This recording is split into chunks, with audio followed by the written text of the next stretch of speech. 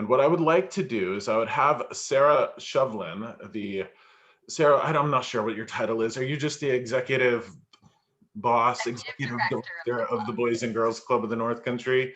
What I'm going to do is I'm going to have Sara join us and give us a little bit of an introduction about the Boys and Girls Club, what it's about, what's happening right now with COVID-19 and everything. So I'll turn it over to Sara really quickly. Great. Thank you so much, Josh. My name is Sara. I am the director of the Boys and Girls Club. This is Briar, my fan club, and she is up way past her bedtime, so at some point she'll be ducking out. You wave hi. I'd like to thank you all so much for attending tonight. Thank you to Josh for hosting this wonderful event. I'd like to just take a second to tell you a little bit about the wonderful organization that you're supporting tonight. The Boys and Girls Club of the North Country is located in Lisbon, New Hampshire. We run an after-school and vacation camp program for all children of the North Country, especially those who need us most.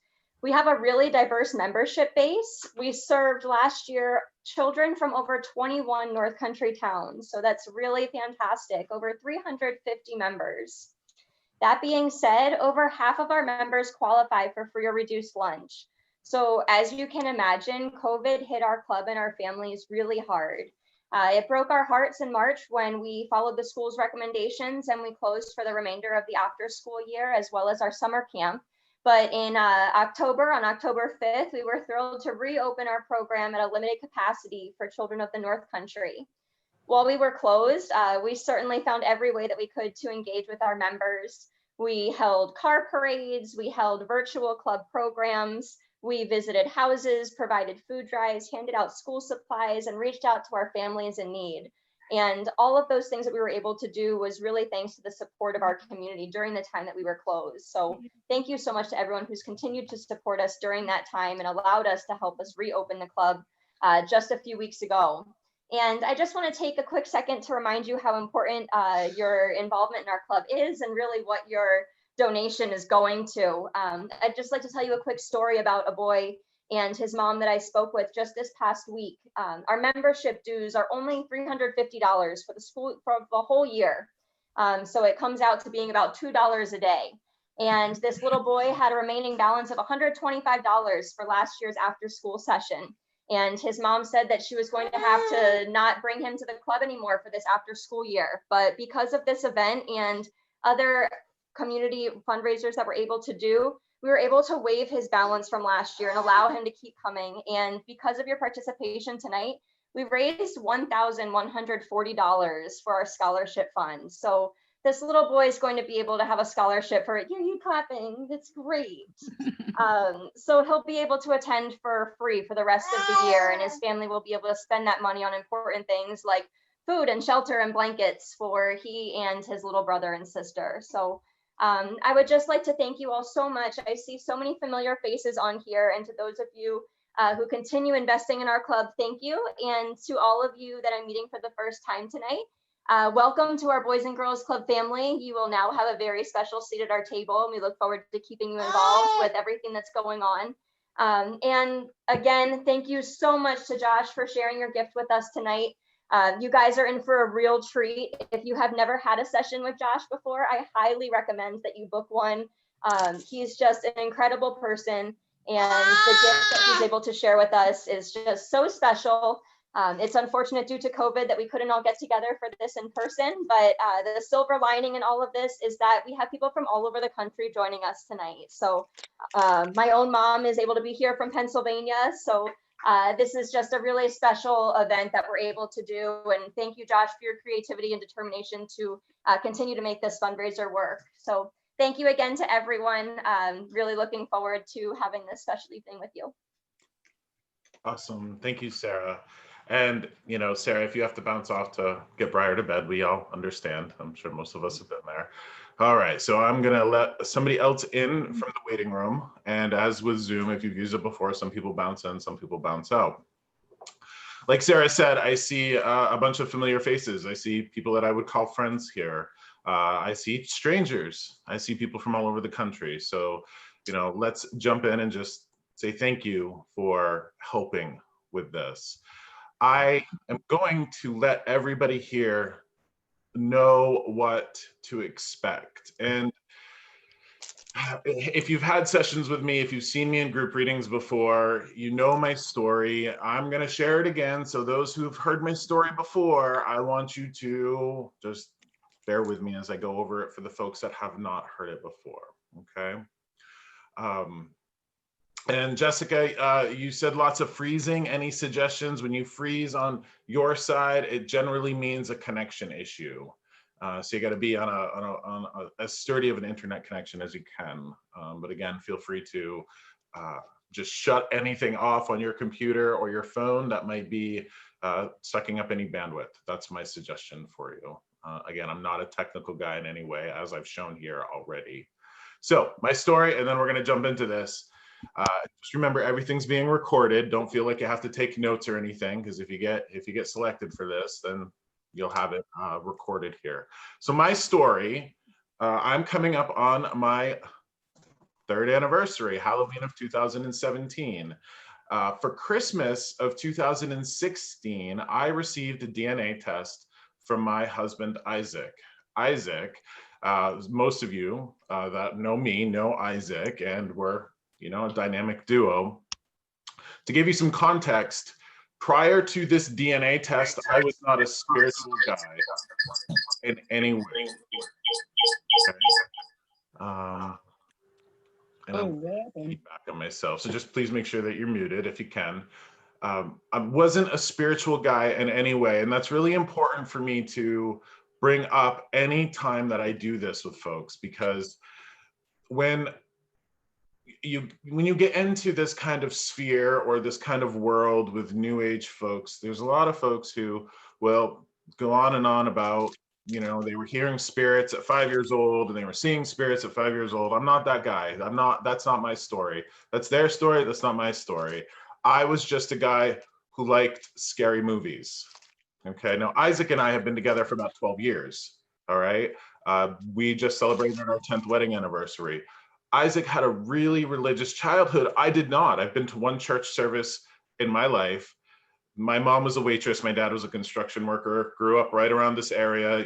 They were too busy making a living and taking care of their family. We didn't have time for church. I was not a spiritual person. Isaac was very much a spiritual person. Prior to us getting together, he was into Reiki and shamanism and herbalism. And I was literally the guy that was like, babe, you're talking about spirits. Please don't talk about them in front of people, because people are going to think you're crazy. That was me. I'm not joking. And I give that to you for context, because that's really important as we go through this. I discovered this path because he got me this DNA test. Now, I had one grandparent. I've got a little altar to my grandparents right over here to my left. I had one grandparent that I knew and loved, and that was my Gram Edith. That was my mom's mom. Toughest, strongest, smartest, fiercest lady I've ever met.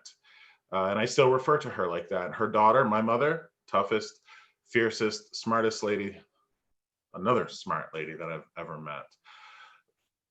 My Gram had a family from Canada, and she affectionately referred to herself as a stinking Frenchman. So I was like, well, I'm a stinking Frenchman too, because I'm so close to Canada. I must have French in me. I don't. I took this DNA test and found out that I'm like 5%, 7% French and German. I'm mostly Scottish, British, Irish, as well as a whole lot of like Scandinavian, Norwegian. So I'm really, really Northern European. What I found in that DNA test fascinated me so much that I started to research my ancestry, started to research my genealogy. And as soon as I dove into that, as soon as I signed up for Ancestry.com and started to research my ancestors and their stories, that's when all of this stuff started to happen. It wasn't, a great spiritual awakening of any sort. As soon as I started to put stories and faces and names to my great-grandparents and their parents and their parents, that's when all of this stuff started to happen. So I recommend everybody, please, if you haven't, get a DNA test done. If you're a conspiracy freak and you don't want the government or anybody to have your DNA, trust me, if they want it, they'll get it. I'm convinced of that. If you want to get a DNA test done, please do it. If you want to know about your family's history, please sign up for Ancestry.com, because they have all sorts of information, birth certificates, marriage records, military records, all sorts of information that paint a fascinating story. Now, like I said, when I started to get into this, I was building trees, my grandfather's family, my grandmother's family, all of this stuff. And then all of a sudden, I started to have experiences where I would be sitting across from somebody at a work thing or a dinner with friends that I didn't know, things to that nature. And I would be able to tell people things about themselves that I shouldn't know, very specific things. I would be able to see and feel people that used to be in their lives. And I go back to the person that just likes scary movies. I like scary movies since I was a 3-year-old, and I loved Halloween every year. When this stuff started to happen to me, I had no context for it. I had no framework with which to work. I had nobody in my life that did it or had any idea of what it was. It freaked me out. It really freaked me out. And I imagine that most people here can appreciate that. When you have these things happen to you and you don't have any explanation, it's scary. And I did what everybody else does when they have stuff that happens to them that's scary. I pulled back from it. But what I didn't do is I didn't stop building the family trees. I didn't stop doing my genealogical research. I dove into my ancestors' stories because they fascinated me, but they also gave me a really incredible appreciation as to who I am and what I'm made up of. I am convinced that I, as well as everybody here, are a combination of all sorts of influences, cultural, spiritual, chemical, all sorts of things come into us to make us the person that we are. And it includes our blood. It includes the history and the stories and the spiritualities and all of those things that make up our family, right? And we are affected by these things to a great extent, one that we really don't even realize. So as I was building these family trees, I got an appreciation for their stories. And this is important. Everybody that's able to be on this event tonight and everybody that's walking around Earth right now, they're here because of strong people. That doesn't mean that they were ethical. It doesn't mean that they were moral. Doesn't mean that they were right. It means that they were strong. And that strength resides in you. Okay, I'm going to give you a little bit of a story to show you what I mean. My dad's family, for those local folks, my dad grew up in Dalton, which is a couple of towns over from Littleton, or a town over from Littleton, however it works. And he was the 6th child, I think, out of a farming family. My dad was born in 1958. His mother was 47 years old and his father was 52 years old. Now, for a woman today in 2020 at 47 years old to have a child, that's significant, right? But back in 1958, for a 47-year-old woman to have a child, that was significant as well. My grandfather was 52 years old. He was in World War II. He was a pilot in World War II, and I knew that growing up. Okay, and my dad unfortunately lost his father at 8 years old because my grandfather was out in the woods cutting trees down on the farm in a windstorm, and a tree fell on him and took him away from everybody. What I didn't know, and I found out through ancestry research, and my dad didn't even know this, is that my father's grandfather, my great-grandfather, was in World War I, and he also signed up to be in World War II. All the while having a family, all the while having a farm, all the while leaving his family behind to go fight in 2 world wars.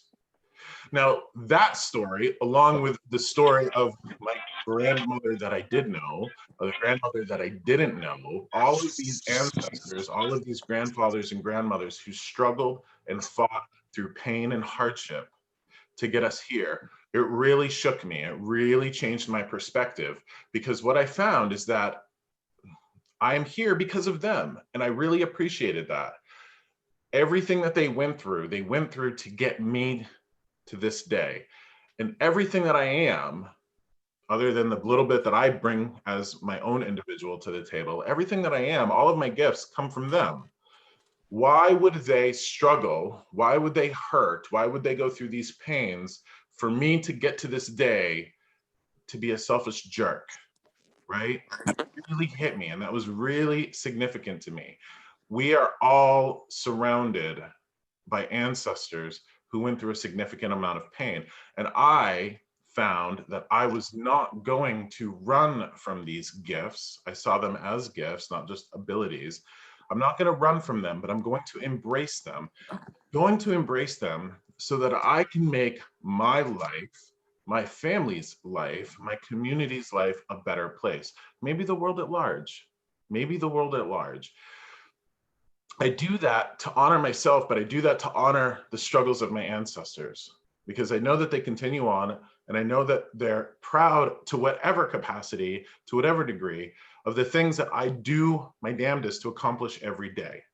So I do this for them, and I also do this for your ancestors.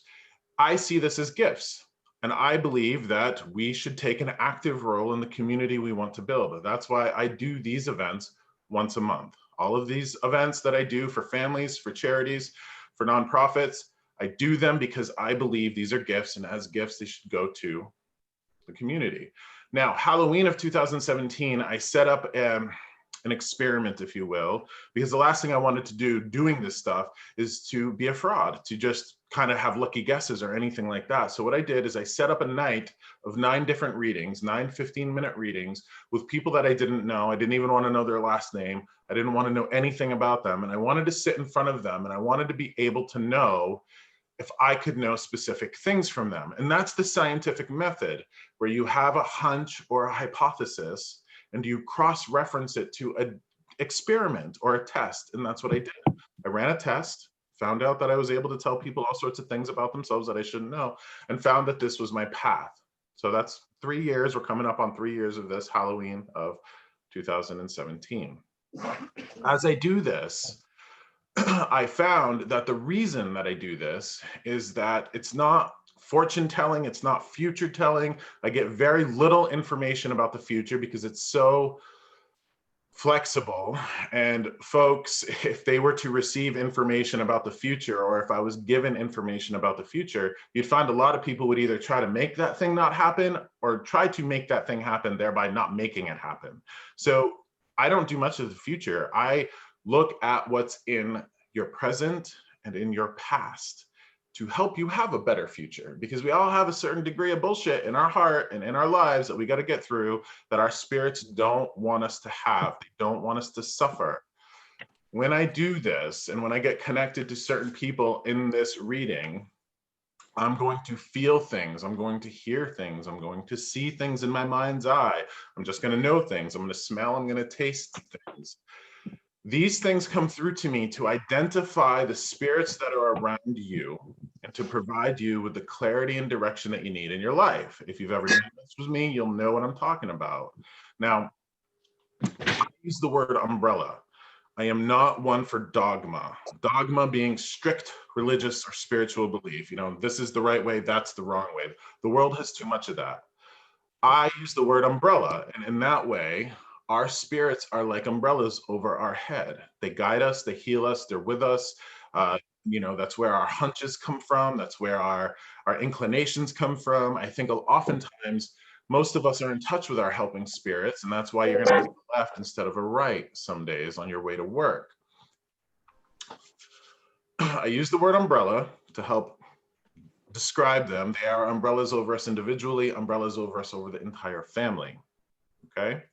And especially people that they would have cared for on the other side. And when I talk about the other side, the other thing that I use as a descriptor, a description, if you will, is a mirror. We've all seen like a cop show or a detective movie, what have you. The thing that separates our world from the world of our loving spirits is like a one-way mirror that we see in a cop show or a detective movie, where we're on the side of the suspects, generally oblivious to what's going on over there. And they're on the side of the cops or the detectives. They look through, they feel us, they know us, they hear us, they see us, and we frustrate the hell out of them because we're all focused on silly shit. We're all focused on silly shit. And I'm going to use some of my grandmother's French as we get through this.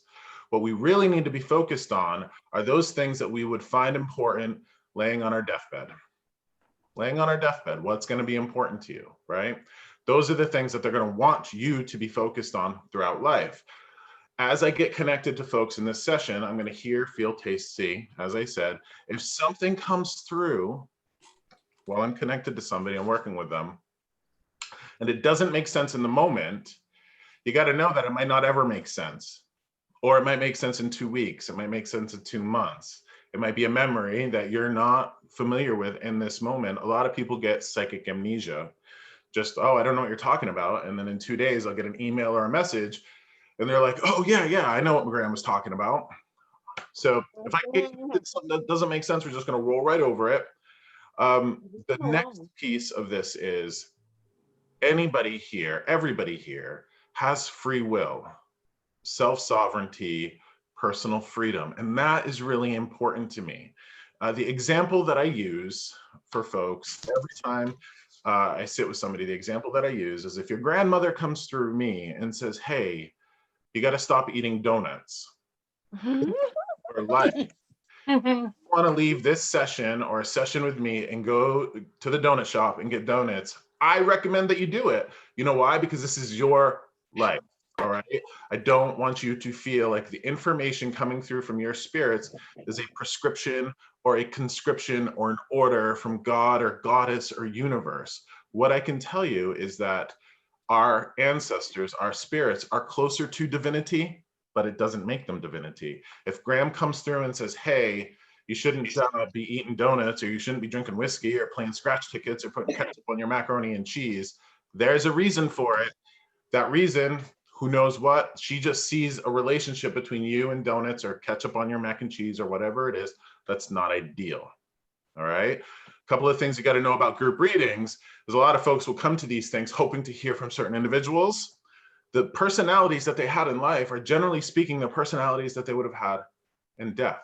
And what that means is a couple of different things. If you are hoping to hear from somebody very special to you, but they don't want to come through in a group setting, if they wouldn't be comfortable having an emotional exchange in a group setting, they're not going to be comfortable doing it here. They know what this is, okay? The opposite of that is true. If you have a real firecracker on the other side and they see this as the only opportunity to come through to you, if they think this is the only time they're gonna ever have to get on the phone line with you and speak through me, they will take it. And what that means is everything comes through from a place of love and compassion, even the stuff that's hard to hear, all right? Like a lot of the times people get the message of like, hey, pull your head out of your ass because you got a life to lead here, right? We don't want you to suffer and you're doing something that's making you suffer. Those messages come from a place of love and compassion. And if they think this is the only time they're going to have to talk to you about it, they're going to do it. All right. Okay. That's it. Free will, personal freedom. You guys know what to expect. We're creating a little family here. Everybody, this can get emotional for folks. I just want everybody to appreciate the emotional capacity of what goes on for folks here, because this can be very emotional. I try to keep it lighthearted as much as I can. What we're going to do to get started, though, is settle in together. I just want everybody to close their eyes, take 3 deep breaths, and we're going to jump in. Okay?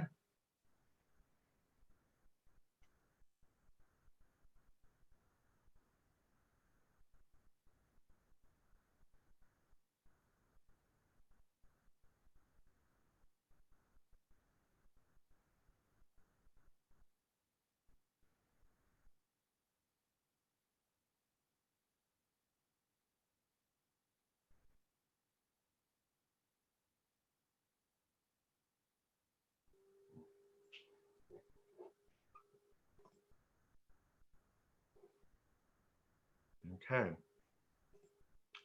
So here we go. I'm just getting pulled to different places. And a little message that I got was click over to the next screen and then pop up to the right-hand corner. Now the right-hand corner happens to be blank to me. And that is Carrie Harrington. Carrie, did you shut off your video?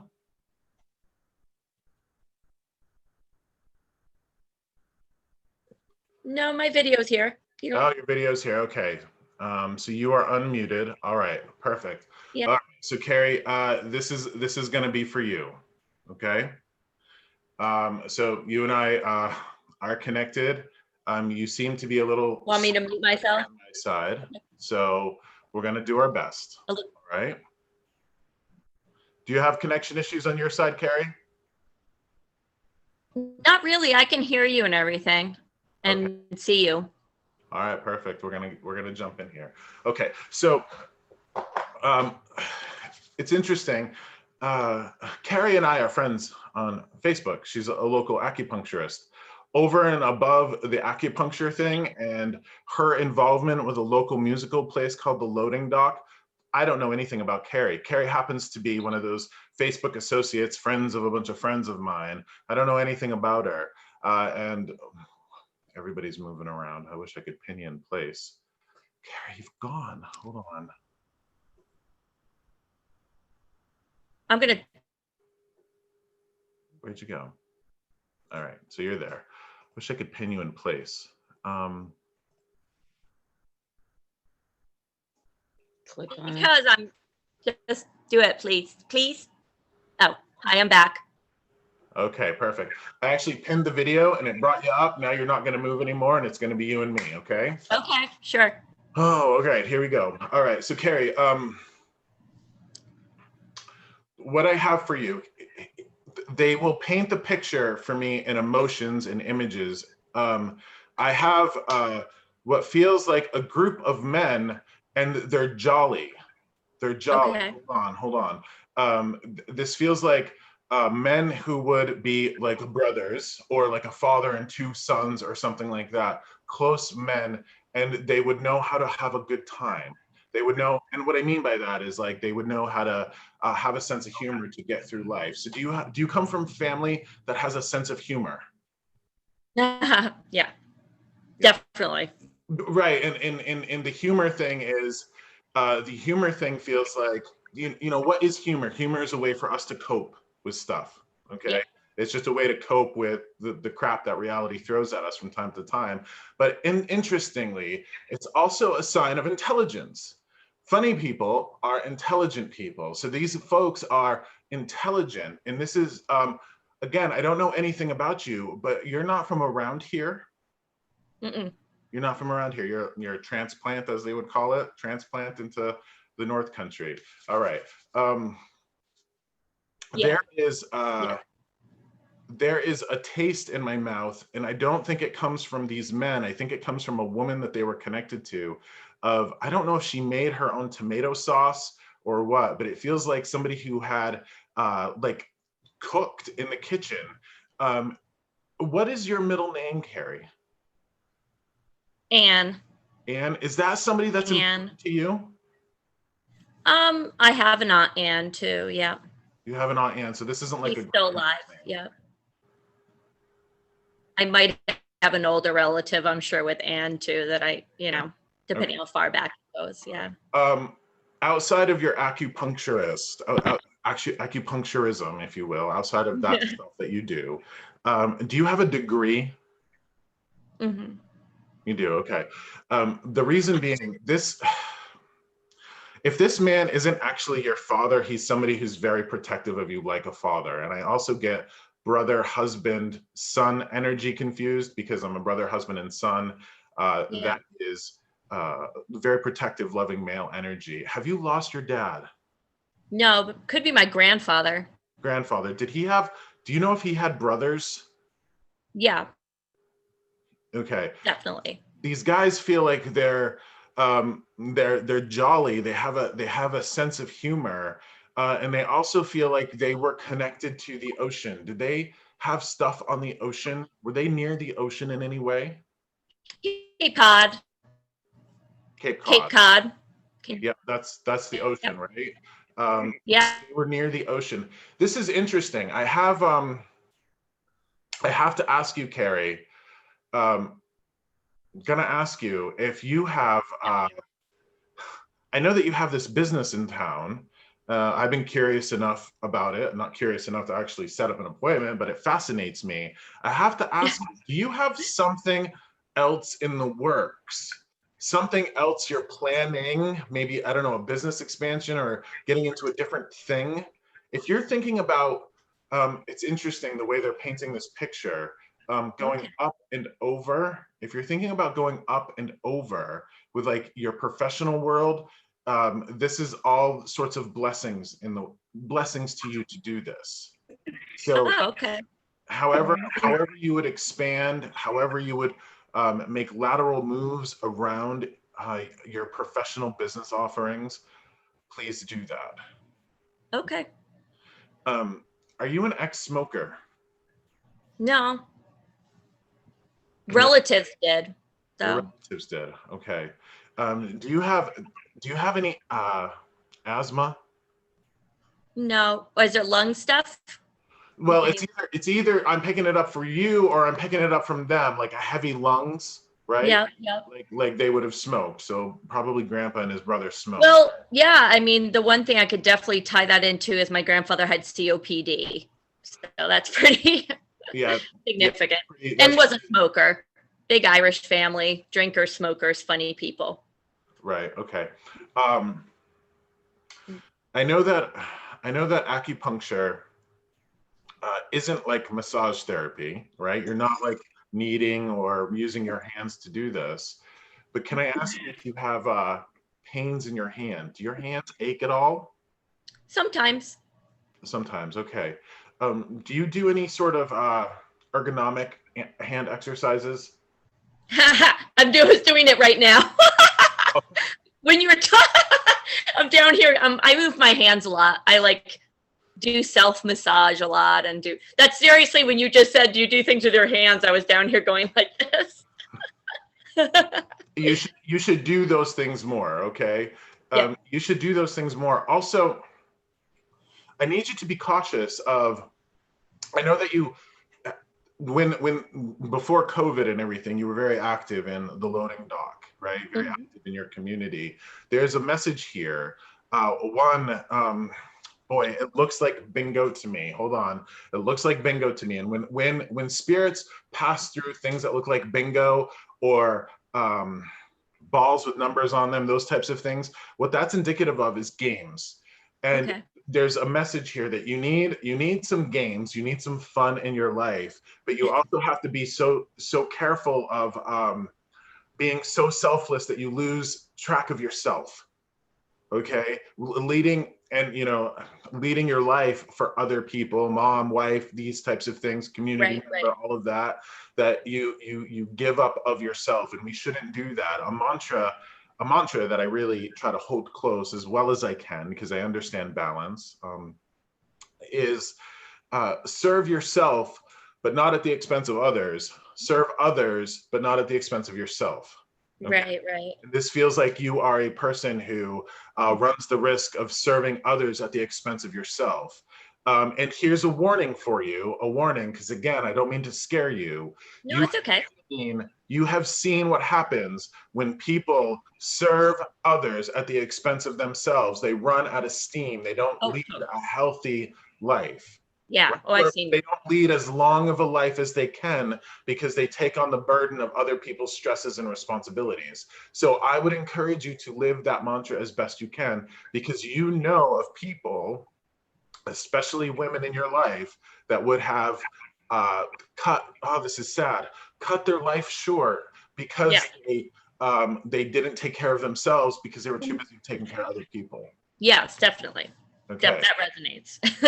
For sure. And this is, please don't become like them. Okay. Yeah.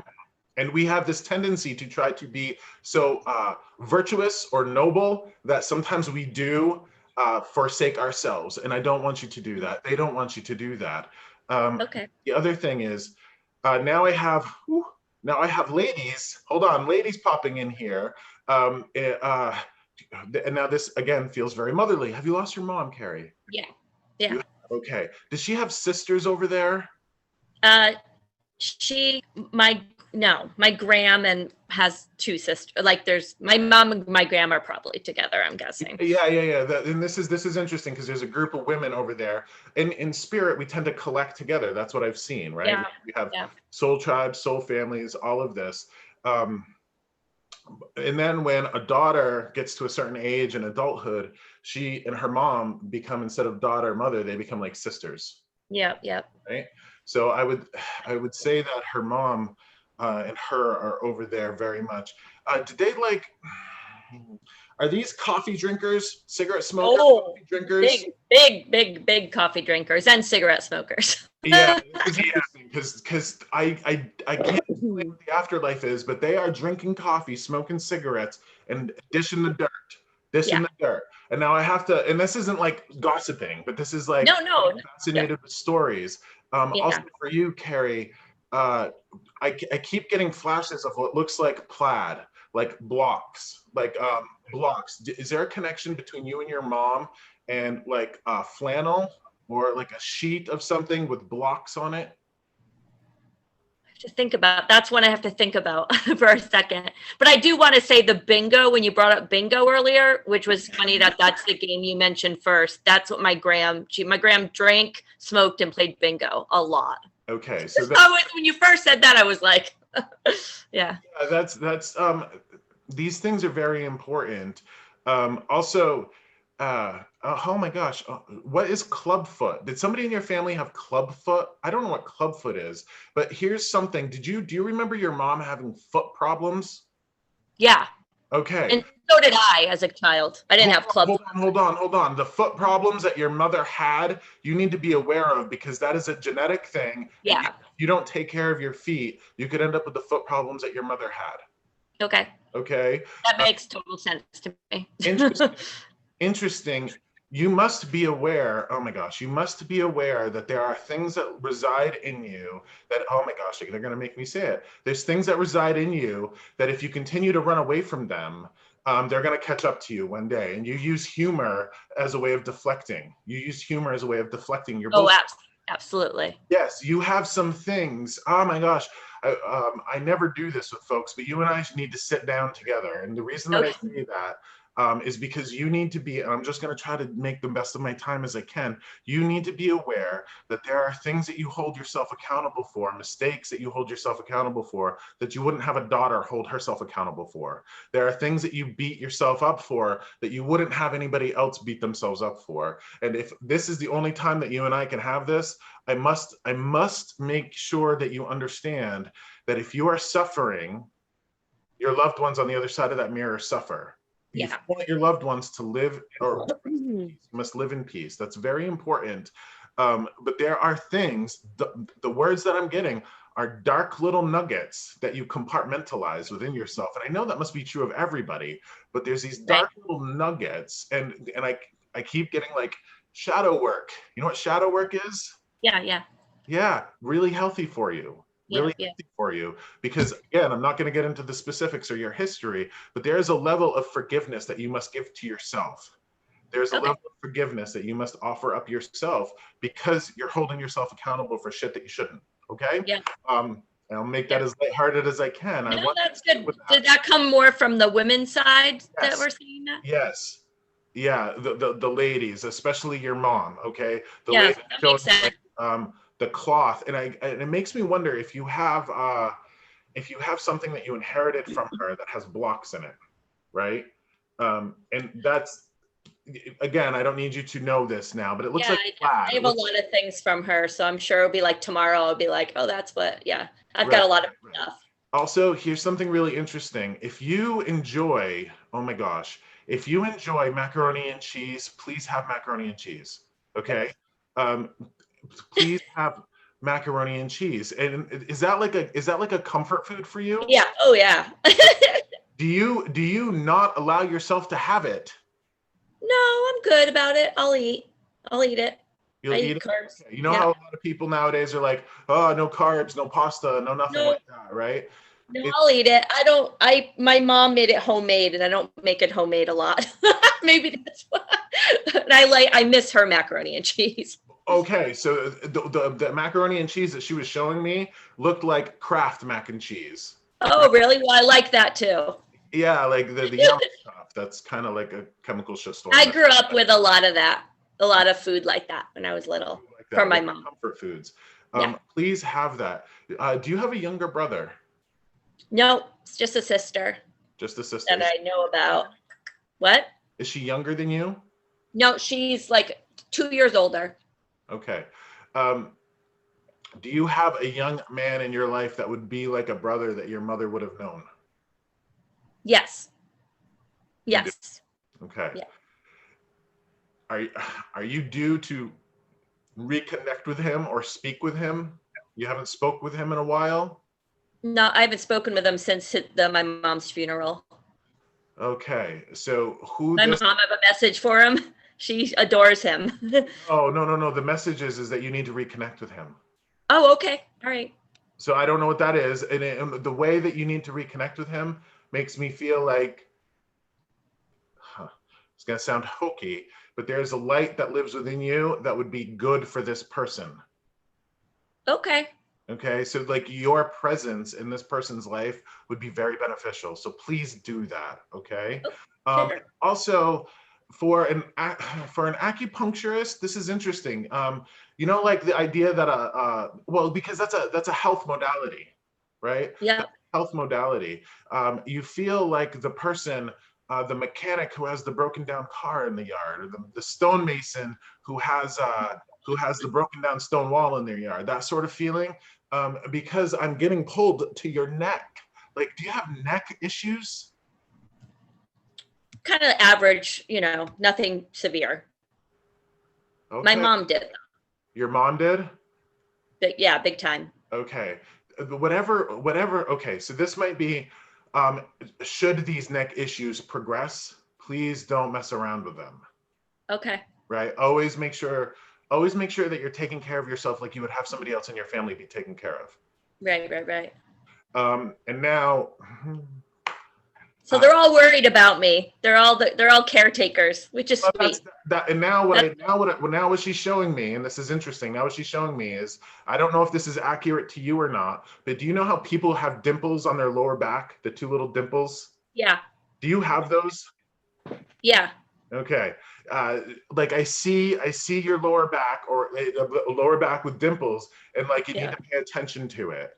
Okay. The next message is, whatever you have to do to and I'm not predicting anything here, but whatever you have to do to offset osteoporosis or weird bone density things, Okay. you're taking that very serious. Was there bone density things in your family? Yeah. Okay. Yes.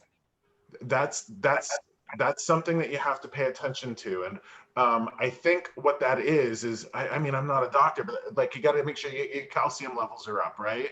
Yep. Your body is actually absorbing calcium. And I want you to look into the study of this, because I think people can take, I'm just getting this as a message. I think people can take calcium and take calcium and take calcium, and it just leaches out of their body. It doesn't get absorbed. Yeah.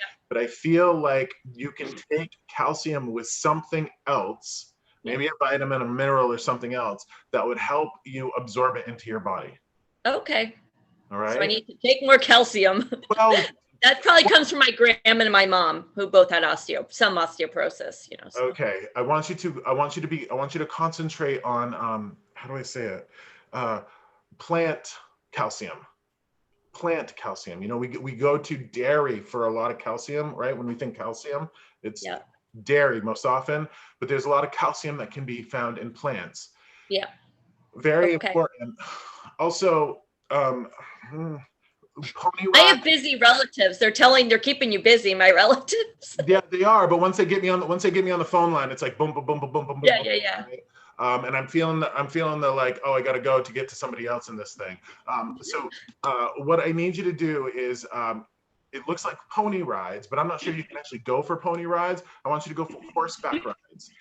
They want you to go for horseback rides. Do you like horses? Yeah, and my mom loved horses. She had a couple horses that she took care of when she was young. She was really into horses.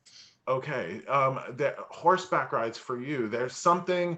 I'm not sure if you're a big horse fanatic or whatever it is. I love them, but yeah, therapeutic. It's very therapeutic. Yes, and I know that there are some places locally to us where you can actually go and, $50, $75, hop on a horse for an hour, go for a trail ride, right? Okay. Connect with animals. Well, that's, yes, but this goes to the please take care of yourself. Yep. Don't, course take care of your loved ones and take care of the people that you feel you're responsible for, but Right. you also have to fall underneath that umbrella of the people you're responsible for. Right.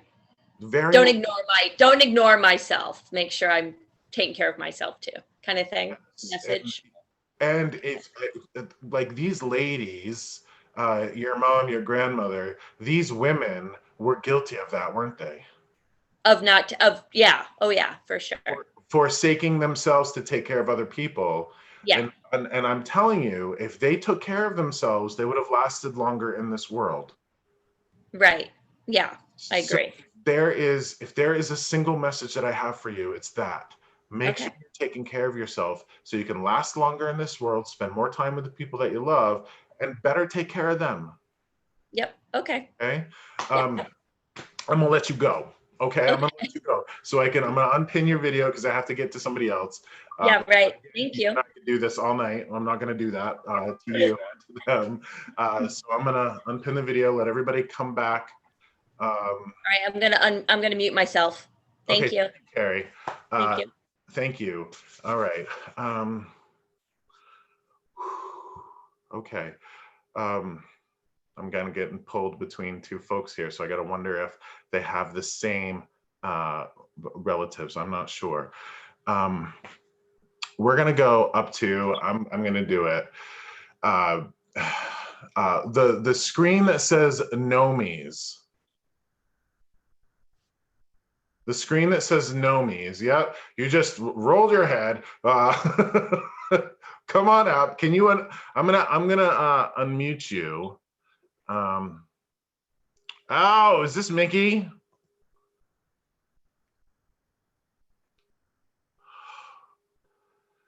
All right. Thank you, Courtney. All right, so this is Mickey, huh? Hi, Mickey. Hi, Josh. I didn't see it was you back there. All right, so I'm getting pulled to you. All right, you specifically with the maroon stuff. All right, so the first thing that I have is the folks that are attached to you, the spirits that are attached to you. When I landed on your screen, all right, it's very celebratory. Now, I can't say that they were celebratory in life, but they're very celebratory now that you and I are connected and I'm the phone line to you. Now, here's something that I have to say to you and to Rick, and I don't know if this applies to anything specific or just your life, but it feels like this is recent things that you've shifted around in your world where you are making sure that those people you leave behind are well taken care of. Okay, there is now hear me out on this. There is something very important to you in the way that the people you leave behind here, the legacy, the things that you leave behind, you're I don't know if it's hyper focused or focused on this, but whatever changes or anything that you've done around the things that you're leaving behind for folks, this is very good. Okay, and this could be anything from like will and estate stuff or just pictures, boxing pictures up, photographs, whatever this is, whatever legacy you're leaving behind, because you know you and I don't pull any punches. Where'd you go? Your screen. I'm right here. Your screen. Okay, I'm gonna pin your video and I'm gonna bring you up further. I really appreciate you, Mickey, because you're very much a no nonsense woman, no bullshit. I like that. Okay, very much appreciate that. And when I say that, you and everybody here should have a healthy relationship with death. Right? Like we all know that our ticket's going to get punched at some point and we're going to leave our folks behind. What I want you to do, because this is the time of year to do it and they're dragging me all over the place, I need you this year, this fall, to fill up your yard with daffodils. Okay? I have daffodils, Josh. What's that? I have daffodils. Okay. You don't have enough. I'll go for that. You I don't love have that. enough. Courtney's gonna wheeze.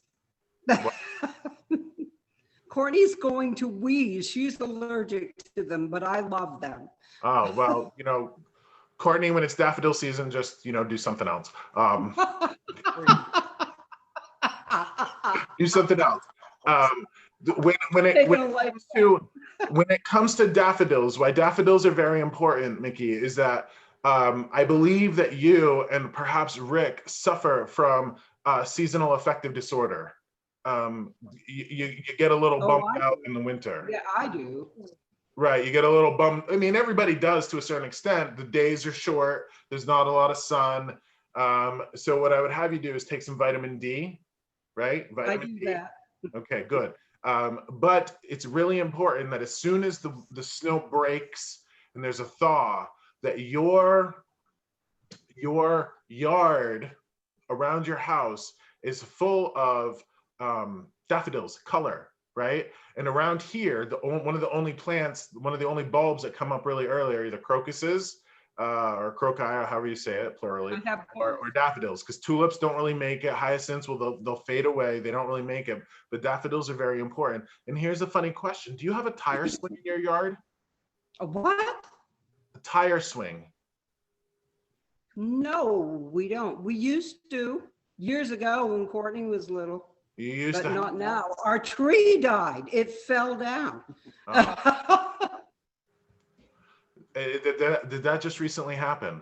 No, years ago, Josh. Years ago. Years ago. There's how they say like a man's house is his castle, right? Mm-hmm.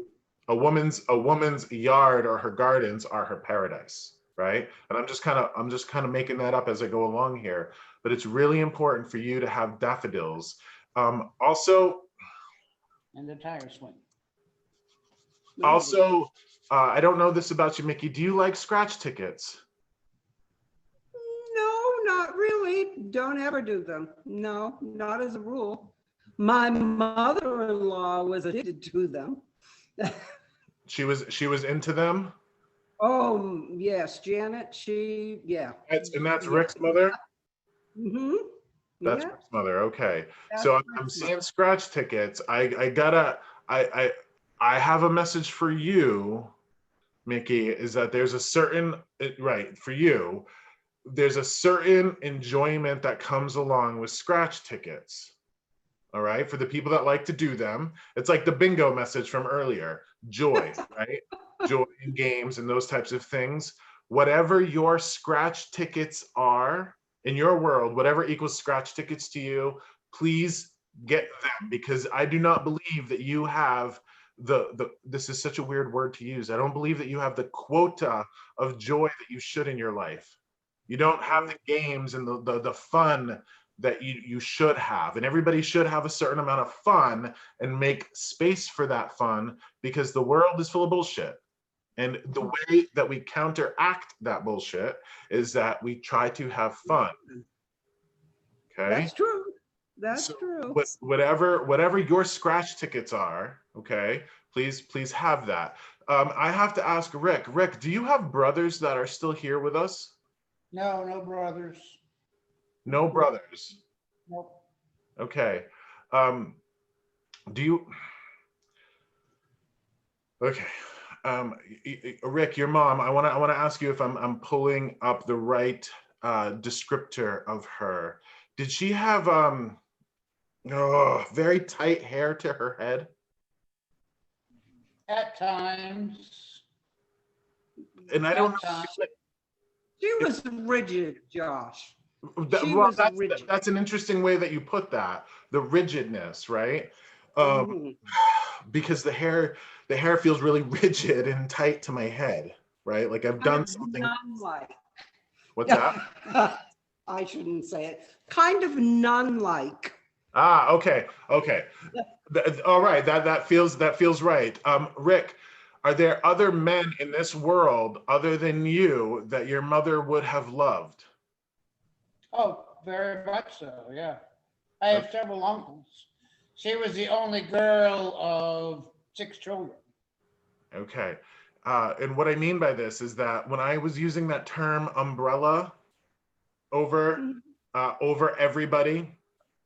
There's a certain sense that this woman is caring and looking after men, right?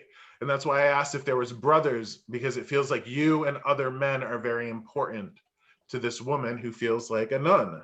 Like, and I have to ask you, Mickey, and this is more of a question for you. She was spiritual, wasn't she? She had a religion.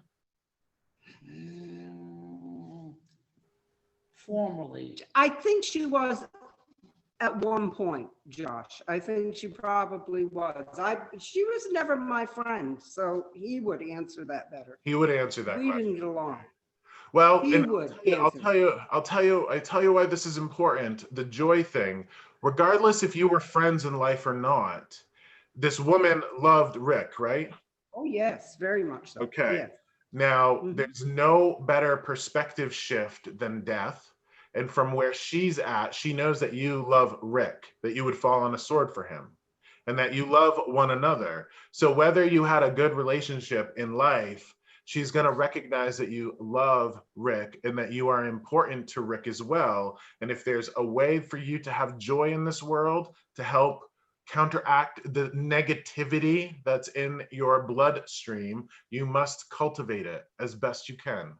Okay. And this is not negativity that's part of your character. This is negativity that's in your bloodstream as a response to the world. So Oh, yes. if the world Definitely. is affecting you to that level, you must make space for the joy that will counteract it. And here's this. I know that you get joy from your family. I know that you get joy from, your kids and your grandkids and all of that. But I need you to find joy just for yourself. Joy for just yourself, something that's just you, something that you love to do, very much so, because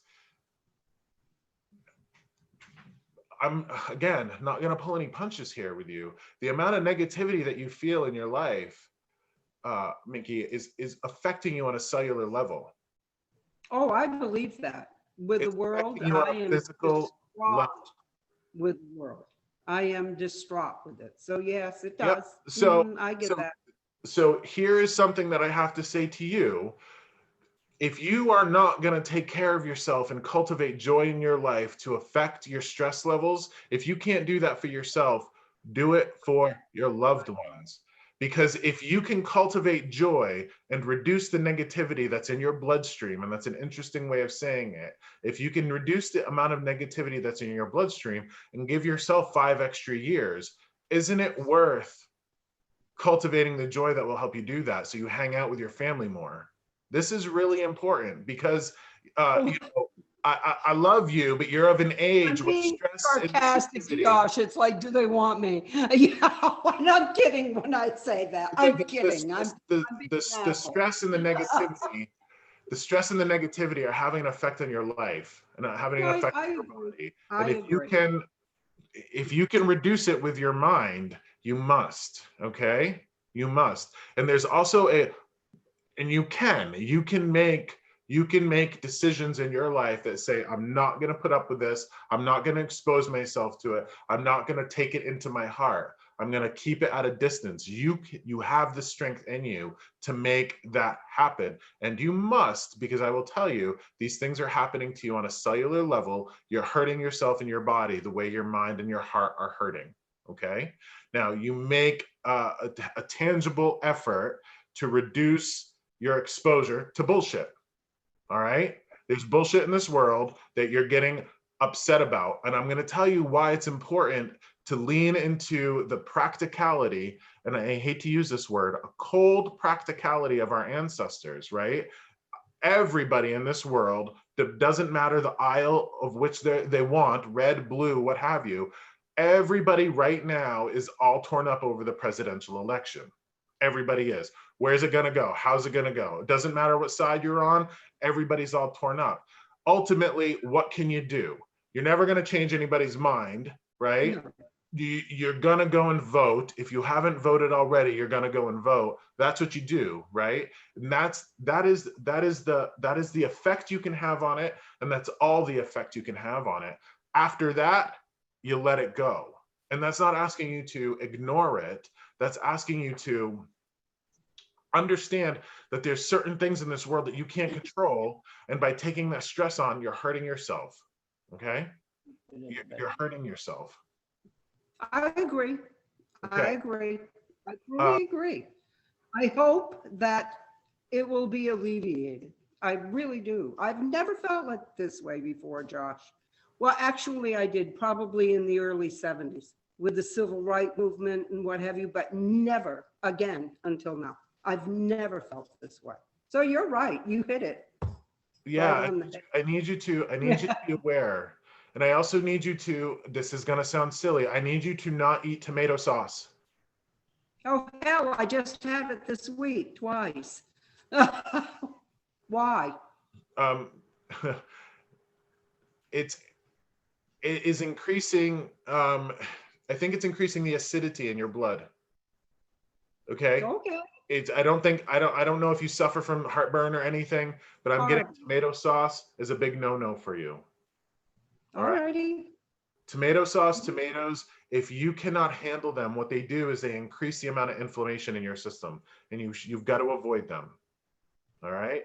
Inflammation, I feel like God damn it, I feel like I'm picking on you here. I don't mean to. You can pick. I'm These are messages that you need to hear, but a woman of your stature does not need to be suffering from inflammation caused either by food or by needless stress, right? That you need to make the decision with your mind that there's only a certain amount that you can do, and then you leave it to God. And I hate even saying that. Leave it to the universe. Leave it to the great roulette wheel, if you will. Okay, that you must give it up.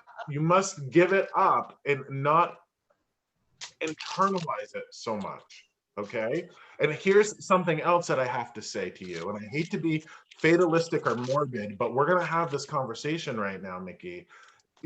Rick needs you in this world. Rick needs you. And if you are so foolish that you bring yourself out of this world prematurely because you don't know how to control your mind, you're gonna be on the other side of that mirror watching the husband that you love suffer. Okay? And we can't do that. We can't do that because Rick needs you in this world. And I know all your family needs you in this world, but watch yourself and control the way you react to things. So You go first. Rick goes first. He said. Well, I mean, you know what I mean, right? I do know what you mean, Josh. And honestly, our mind is the strongest thing we have. It absolutely is. Our mind can create wonders for us. I've always thought that. Yes, and this is why working with our ancestors, our loved ones, for as broken and as messed up as our loved ones were, they were strong. I said that at the very beginning. When COVID hit back in March, and everybody had all this anxiety because it was a great unknown and they didn't know where it was going to go, they went ahead and everybody's flipping out. And I got kind of caught up in that a little bit, right? But then I sat down in front of my grandmother and I said to myself, what would my grandmother do with this unknown in her world? My grandmother wouldn't flip out. My grandmother wouldn't have all this anxiety. My grandmother would do her best to be cold, calculated, and in control to isolate the threat that was affecting her life, her family's life, right?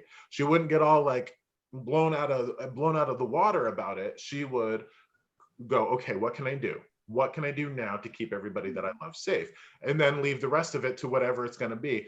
Face it as I can. And when it comes upon me, do what I can to affect it. That's the strength our ancestors can have. And that's the lesson for you. Minimize your exposure to the bullshit. The bullshit's not going to change the more outraged you get to it. That's true. I think it's empathy. I really do, Josh. I think it's fear for the future. You can have empathy with you can have empathy without having the outrage. Well, right now I am outraged, and you're right. You're spot on right. I am outraged, but and the reason I get you. I get you. I can back down a peg. Yeah, the reason being is that there's an adrenaline, right? When we get outraged, adrenaline, constant little shoots of adrenaline into our blood are not good for us. No, I know that. I do know that, Josh. Honestly, I know. I do. So if Yeah. you can't, like, if you can't do this for yourself, you do it for your family. And by reducing the outrage and I reducing the agree. emotional response that you're having, you will hang out longer. And that love that you feel for your family is more important than any of the outrage you're feeling around the national. Oh, absolutely. Absolutely. Back it down a notch. Back it down a notch, okay? I can't see Courtney here, but I can only imagine that Courtney's like, yep, do it, yep. I'm sure Courtney's going, yep, back it down, yep, this is all good advice. I know that this is what Courtney would want for you, all right? Yeah, I can't see her because of the way my screen's, but you got the message that you need. I'm gonna let you go and get you off the spot. Please take that to heart. Please watch the tomato sauce. Okay. All right. Absolutely. I will. True. Okay. See Bye. you later. I'm going Bye. back. I'm diving back in here. How do I mute myself?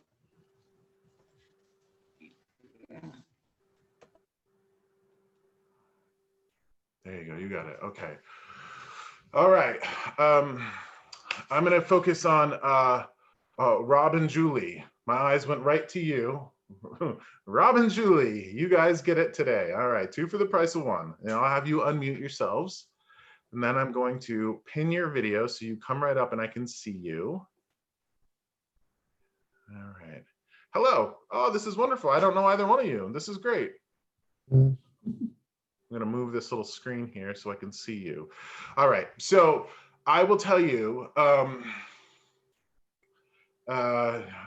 going to tell you exactly what I get here. For you two, when I get connected to you two, there's absolutely an incredible amount of pride around what you do for kids. What do you do for kids? What do you do for kids? Like, you're both, it feels like, you know, everybody's got their own bullshit. Feels like you guys are selfless, that you help out kids. What is this? We used to run a school together, and now we have 3 children of our own. Used to run a school together, and now you have 3 kids of your own. All right. I will tell you something, that this comes from a very strong spirit, strong man spirit, that it feels like the both of you would know, and it feels like, for lack of a better way to describe him, feels like a lumberjack. Feels like a woodsy guy. Feels like very tough, kind of woodsy man. Is this Rob's father? Yeah, I think so. Yep. Yeah. Rob, you got brothers? Younger, second. Half My brothers. dad's second marriage. Yeah. Second marriage. So you have half brothers, but he has other sons that he's left here. All right. So, all right. So pride around, you guys are so good with kids. You guys have done what you could in this world to help out kids. When I was talking about joy, like, it's very important to cultivate joy, to make sure that we're filling our cup up so we can fill other people's cups up. The message for Rob is, bud, make sure that you go drive fast. I don't know what this is. Do you enjoy driving fast? Yeah, sure. Who doesn't? I mean, you know. Well, there's some people that don't like or anything like that.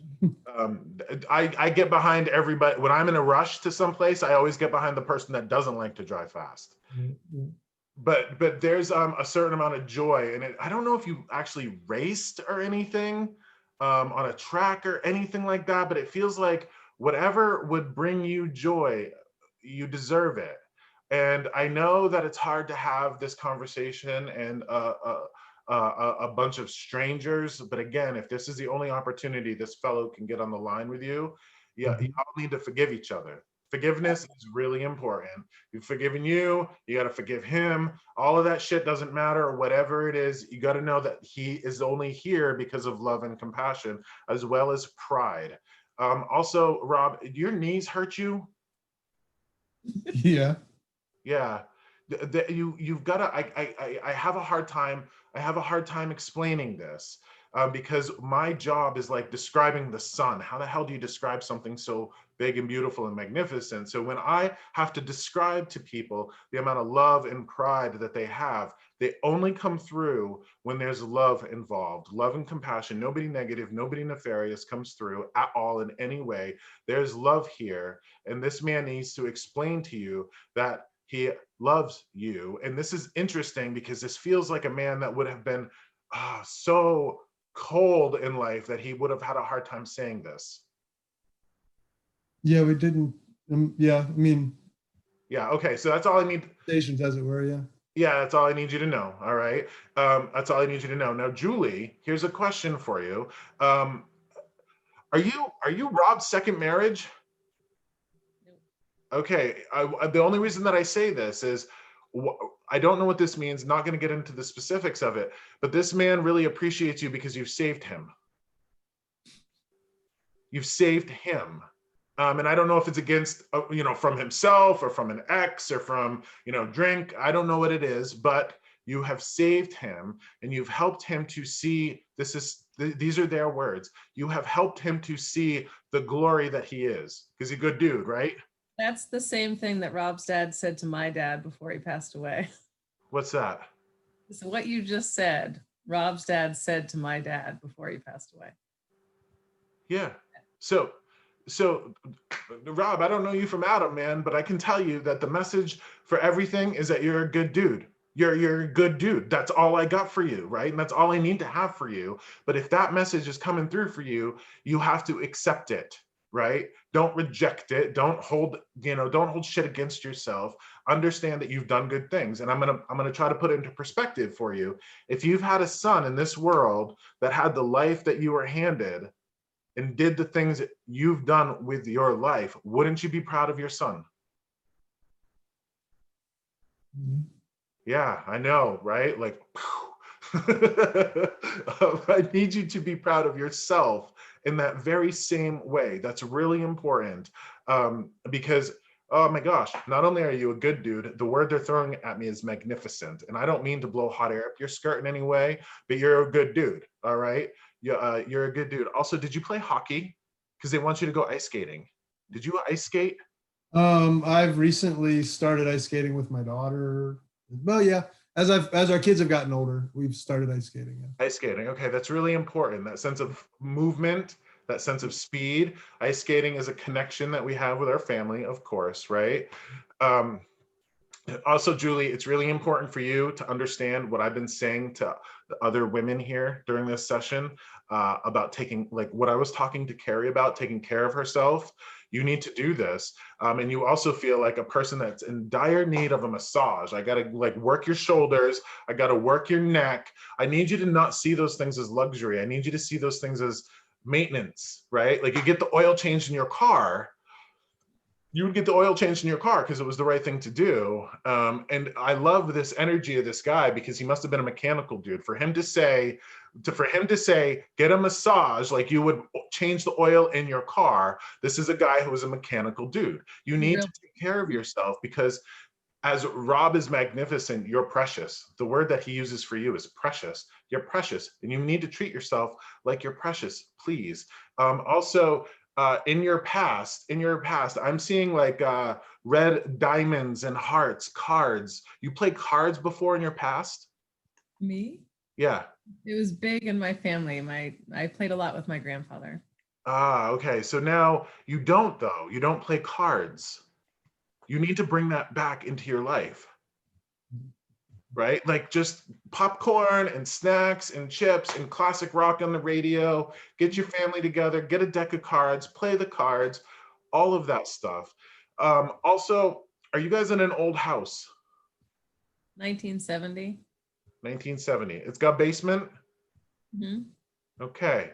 I don't know if you guys are aware of this or not, but drawing my attention to the basement, like there might be, I don't know, air leaks or water leaks or something going on in the basement that you got to pay attention to. Mm-hmm. You know what it is? We're working on it. Yeah. Ah, good. Work on it before. You guys must be where there's winter, right? What's that? You must be where there's winter, yes? Vermont. Yes, Vermont. Yep. Vermont. Pay attention to this, okay?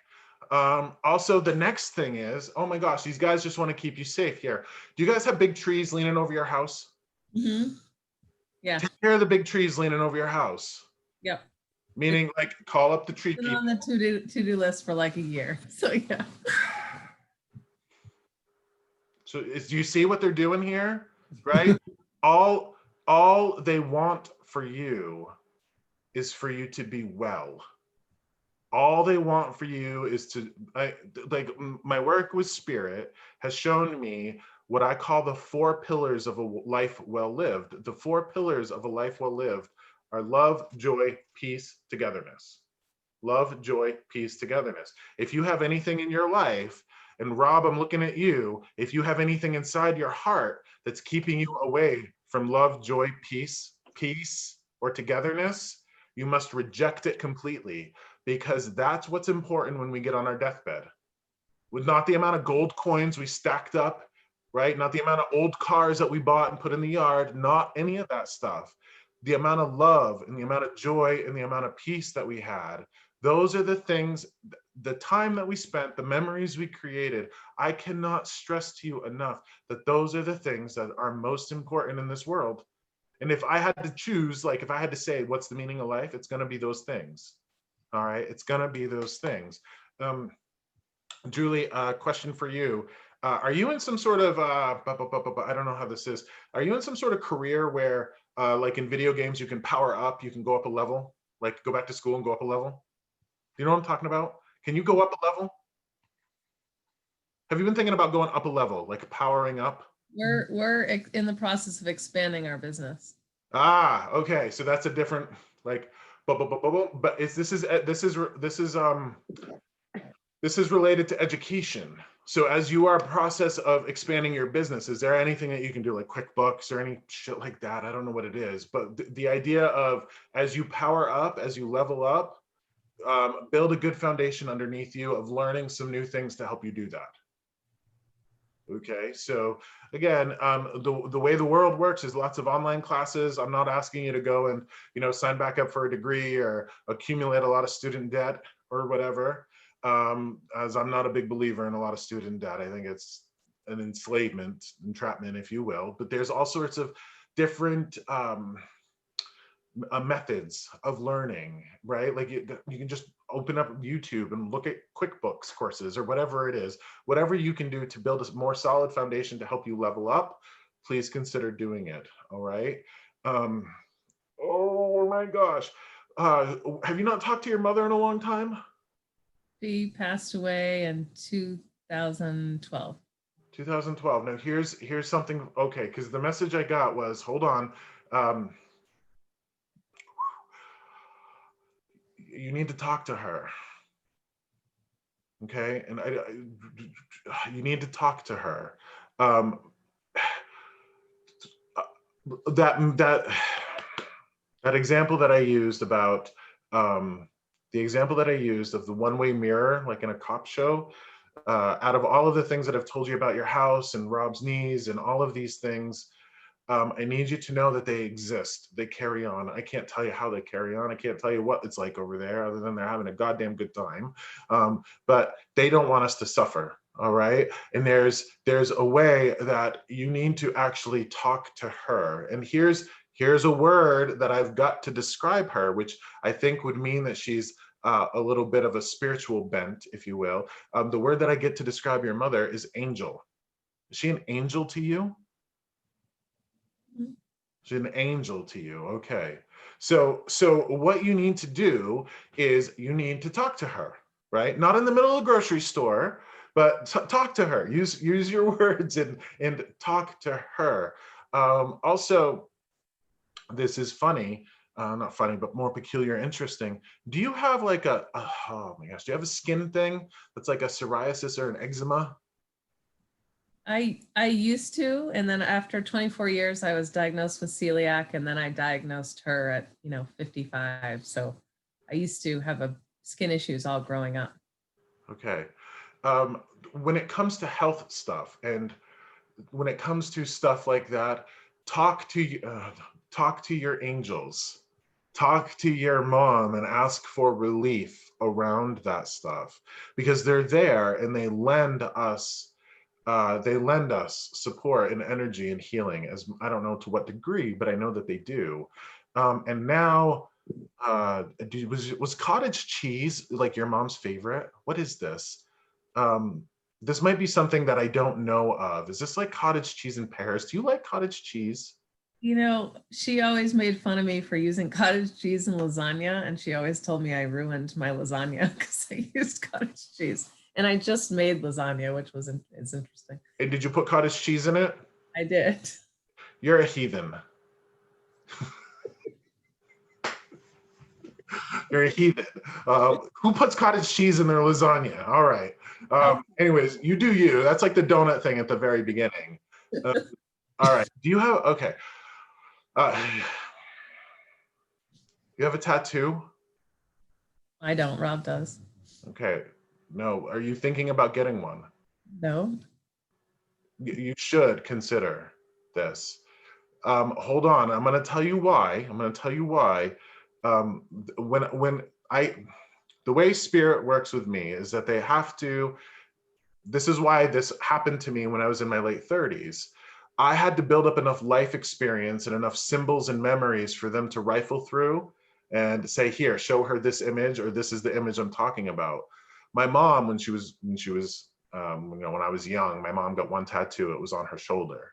And she always complained that, I went through all the pain to get a tattoo and now I can't even see the thing, right? So I just got a flash of a tattoo on your shoulder. Obviously, if you're gonna get a tattoo, there's science here, and I would have you look into it. One, tattoos make you feel younger. They do, right? You need a little bit of kick in the pants to feel younger and a little bit, like a badass. Go for that, please, right? You need a little rejuvenation in that field. But it's interesting. I would have you research the science behind how tattoos can help increase our immune system. Whoa.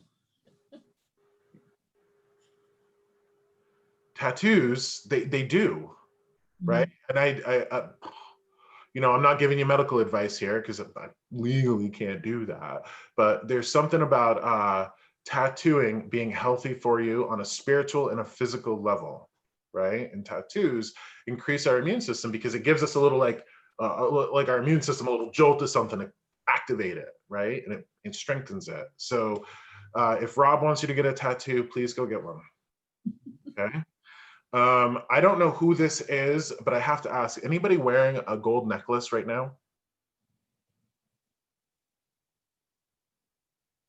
Anybody wearing a necklace right now? I have a necklace on. You do? It's not gold though, it's silver. I have a gold one on. I have one on. No. I mean, I'm talking to Julie and Rob. I'm sorry, everybody else. No. Okay. Jessica in the group is saying, Julie, you should try henna. I say, don't do the henna, do the real thing, right? Do the real thing. And I don't know if hummingbirds are related to your mother in any way. She was a huge fan of rhododendrons, and the hummingbirds used to love them all in our backyard.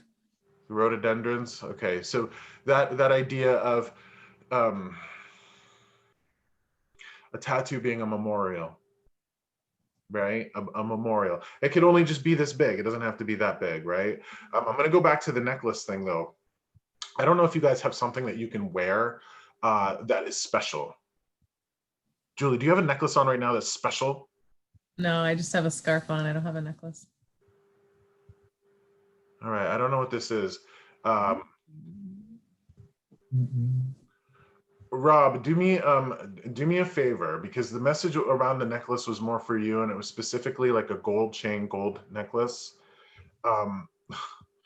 I personally think they're kind of hokey, right? Gold chains, right? I think they're kind of hokey. They're not my style. They're not. I'll my get a tattoo. I'll get a gold chain. I want you to take that seriously, because there is there is an energetic benefit to gold, right? It's related to solar energy, protective solar energy, kind of energize. I mean, there's a lot of, you can look into why gold is really good to wear and the things that it's good for. And it doesn't actually have to be a thick chain. It can be a tiny little like spaghetti strand of gold. But I would ask you to consider, asking you to wear a gold chain. Okay. And I want you to research that after we're done, because I think the energetic properties of gold and why they're good for a person are exactly what you need, just like Julie needs the tattoo. I'm down. Okay, cool. Julie, Christmas is coming right up. Get him a gold chain, all right? Rob, Christmas is coming right up. Get Julie a certificate to a tattoo. You know why? Because she's so cheap that she's gonna use it. Okay, you got it. Right? Like she doesn't want to see that money go to waste. So Julie, you're frugal. You need a tattoo. Yep. All right. So And a please massage. get one. You guys are very good for one another, and you guys are each other's gifts. Right? That's the message that I get. You're good for one another. You ground each other. You lift each other up when you need to. Just make sure that you're taking care of yourselves as much as you want to take care of the other person. Right? It's your responsibility to do the work to take care of yourself so the other person can have you longer. If you're not going to take care of yourself for yourself, take care of yourself for the other person. Okay, that's a really important message for you guys. All right. Be proud of whatever life you've built. Be proud of what you do for kids. They're around you, they watch you, they love you. I have to bounce now, okay? Because I could stay with you guys all night long, and that's not happening. So I'm gonna get in here. Thank you. Love it. Get the code. All right, here we go. Moving it to gallery view. The name that I'm getting is there a Tori here? Tori, is there a Tori here?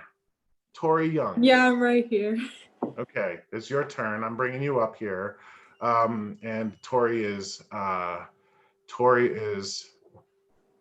you're young, but you are a young, right? So your last name is Young, but you are young. I have to pin this video here. Yeah, I'm 16. Oh, okay, here we go. You and me. Okay, I need, oof.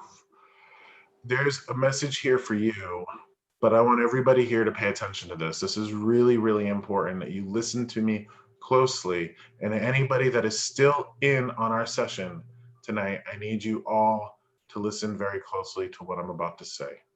All right. And Tori, I wish that I had somebody explain this to me when I was 16. All right. In this world, we come into this world and we are the products of all sorts of different influences. We are the products of our ancestors, our loved ones, our parents, our school, our religion, our spirituality, even the chemicals that make up our body, our genetics. We are like, oh, I don't know, are you doing algebra right now? Because they want me to tell you that all of us are like a big algebra equation, right? A big algebra equation, and there's all sorts of variables in that algebra equation that has the outcome, right? Or the sum of all of that. You are the sum of all of that. To break it down to simple, right? To break it down to simple, we are a combination of blessings and we are a combination of burdens. We are a combination of virtues and we are a combination of vices. We're a combination of strengths. We're a combination of weaknesses. We must, in this world, to get through this world and to get through this life in peace, we must define ourselves by our blessings, the blessings that we have, the blessings that are given to us, but also the blessings that we are, the blessings that we bring to people. And it feels like, and I'm sure this would be true of any 16-year-old young woman, but it feels very much like you are haunted by your burdens and you have all sorts of people around you telling you that you are an incredible blessing. You have all sorts of intelligent people around you, intelligent people, right? Smart people Yeah. telling you that you are a blessing and you have blessings. So no bullshit here between you and me, Tori, all right? I need you to know that these smart people that love you, but also the smart people that don't necessarily love you, like teachers and all of that, they're not telling you that you're a blessing to fill your head full of shit. They're telling you that you're a blessing because it's the truth.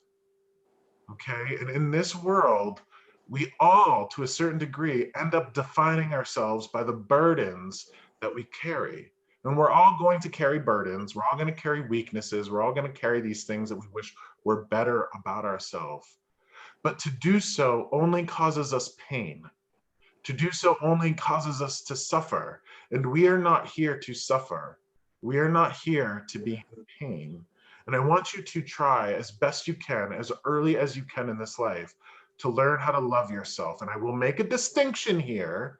I will make a distinction here that when I ask you to love yourself, I don't want you to be in love with yourself. I have to make a very clear distinction here because you are surrounded by other young women who are in love with themselves and yet at the same time do not love themselves. All right? And there's a big distinction here. There's a big difference. And I think that I'm feeling the wave of energy from all the women in this reading that they wish that they had figured it out at 16 as well, that it's okay to be confident without being conceited. It's okay to be sure of yourself without being full of yourself. And if you can figure that out, if you can stop beating yourself up in your head over and over and over again about the I could have done this, I should have done that, I should have said that, I'm too much of this, I'm not enough of that, all of those things that you say to yourself over and over and over again, we all say them. It's a product of this world. It's a product that this world does to us for whatever reason. The thing that will get you through is love. And I know this to be true, right? The love that you have for other people, if you can extend that to yourself, if you can extend the love you have for other people, nothing will stand in the way. Do you love your mom? Yeah, a lot. A lot, your mom, all right? And this is what they're getting for me. You love your mom a lot, right? I hate to quantify this, but is she like literally the most important person in your world? Probably. I know, I hate to quantify it, but she's at least one of the most important people in your world, right? Yeah. I want to ask you a question. Your mom is beautiful, yes?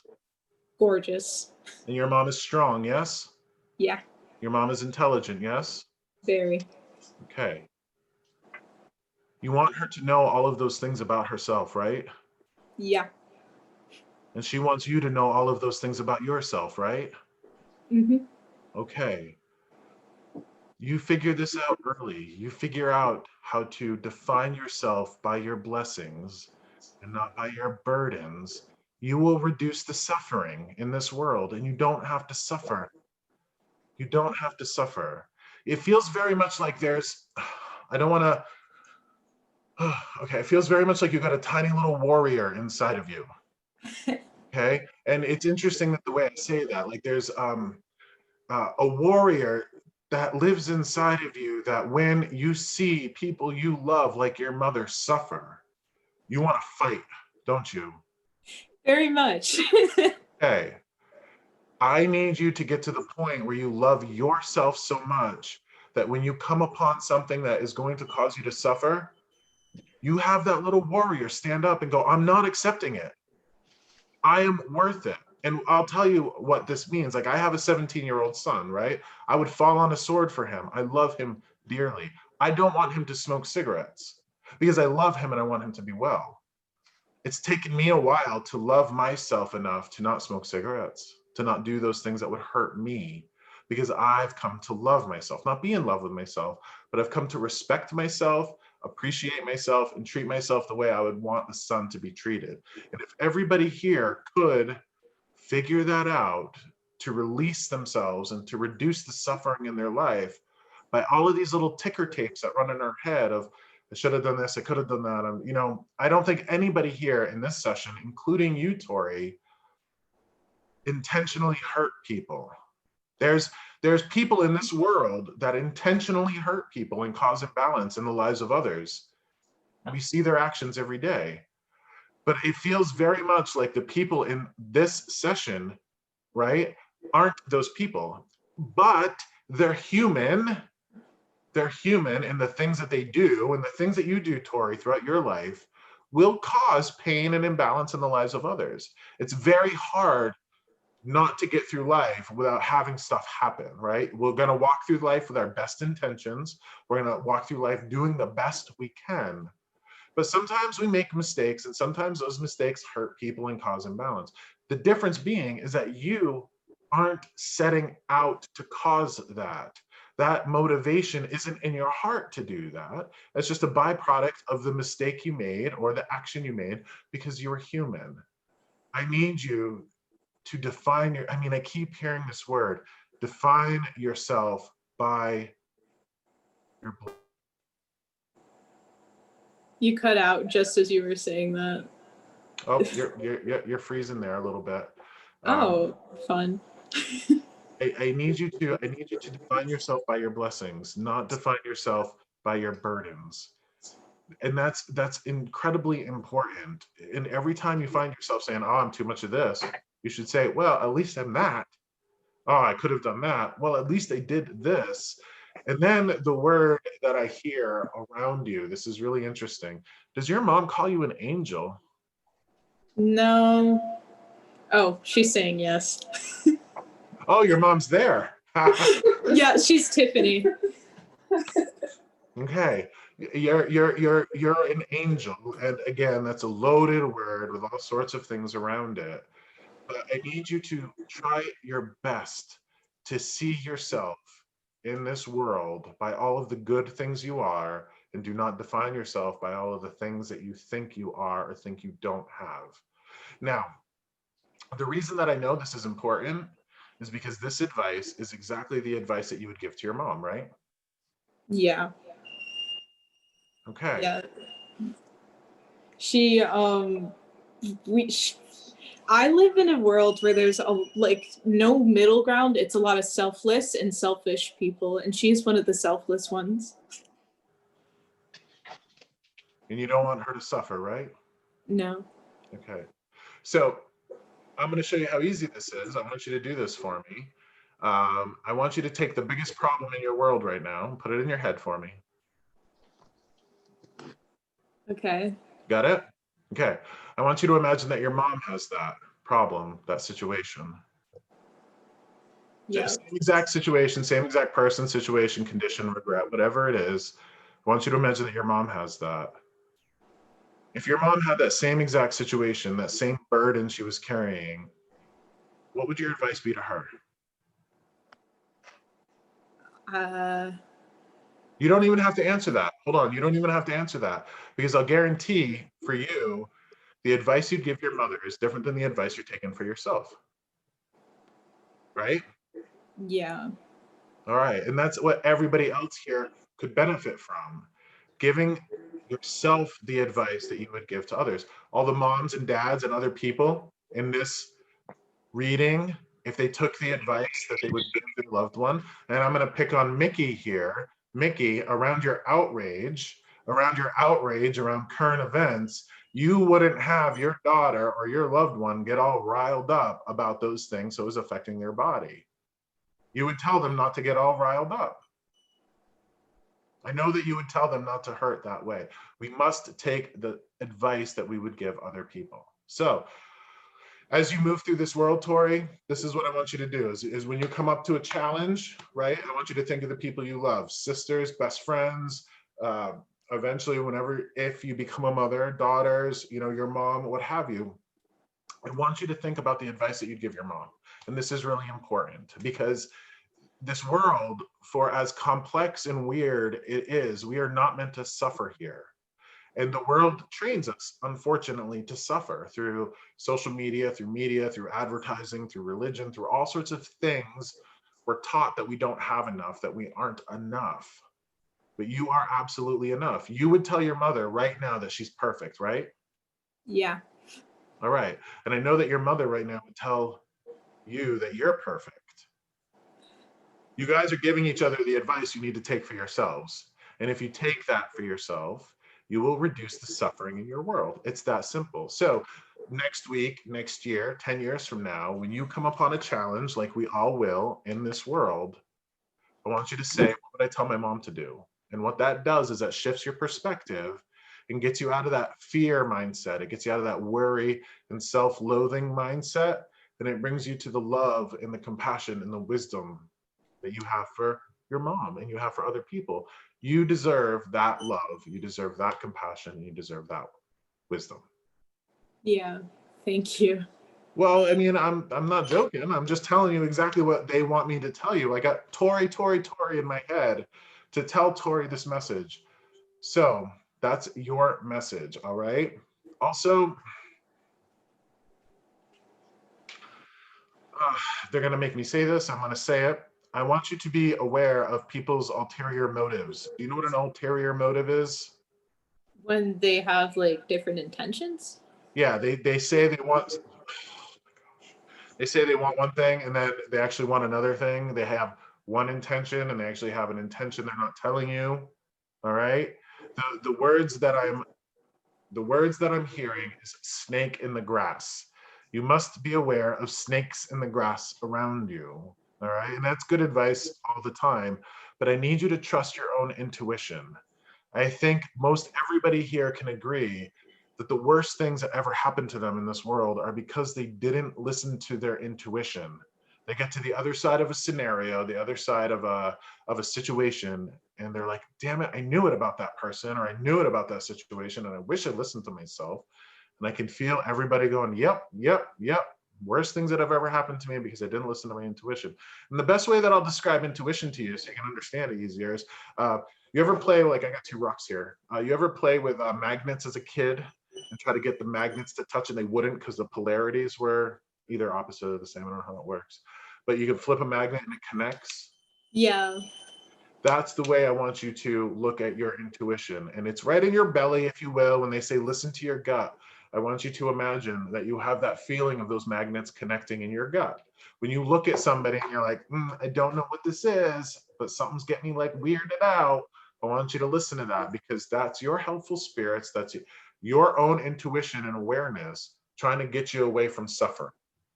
Okay? So I have picked on you enough. I have put you in the spotlight enough. I'm glad that I recorded this. This is definitely something that I want you to take to heart.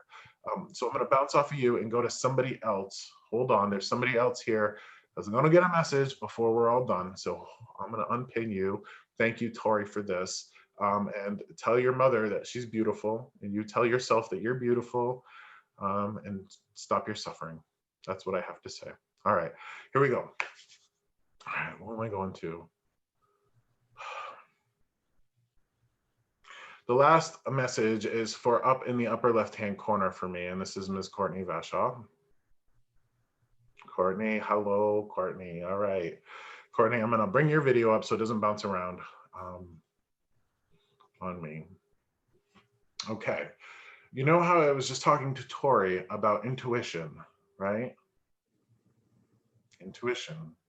And we suffer when we don't listen to it, okay? It feels very much like that message is important to you, and I'm not going to get into specifics, but it feels very much like you have intuition going on right now about a situation or something. I don't know what this is, but I must have you listen to your intuition. Okay? Maybe that's a general overview of your life, right? Maybe you've gotten to the point in your life where you are going to listen to your intuition. I don't know what this is, but it feels more immediate. It feels more specific. Do you have a gut feeling about something that you have to act on? Just yes or no? I mean, 1,000 things and nothing, but. Okay, well, for those 1,000 things, always, always listen to your intuition. Okay. Now, I have something very bizarre to say, and I know that this is all very bizarre. But this is for you. And I have to say these things or I can't get anything else. That's the way of these things. Have you ever been drawn to Egyptian stuff? In high school. I think we all go through that stage, maybe. And I live with an 8-year-old who would move there. So you got Egypt stuff going on in your house. Yeah. I need you to, oh my gosh, this is tough. Because what I'm going to say sounds outlandish, and I completely acknowledge that it sounds outlandish. I'm seeing the image of what feels like an Egyptian goddess. Hold on. And I'm seeing the image of, she looks like her arms are spread out straight and that they're wings. Does this ring a bell for you in any way? Just the crazy weird experience I had during your class this summer. Did you have a crazy weird experience with a winged being? I don't know what this is. This is not something that you shared with me. Hold on. But this is the message that I have for you, okay? This is very strange. And again, probably something that I should have told you privately, but I'm going to tell you publicly, right? Because I mean, we're in the Twilight Zone now, friends. It's a safe space. We're good. So when I talk about the word angels, right? I know that these beings exist, but I know that they're not Christian or Catholic constructs. I know that they are filtered through different religions and mythologies as different gods or goddesses, right? That they pop up in the Greek religions, they pop up in the Norse, they pop up in the Egyptian, right? And the message that I have for you is that there is this woman, arms straight out with wings, and the word that I'm hearing is like Isis. I don't know if this is Isis at all. I don't know what this is, but it feels like you have an angel overlooking your house, and it's this being that you have somehow made a connection with. So do you feel comfortable sharing this crazy experience that you've had this summer, or do you want to tell me in private later?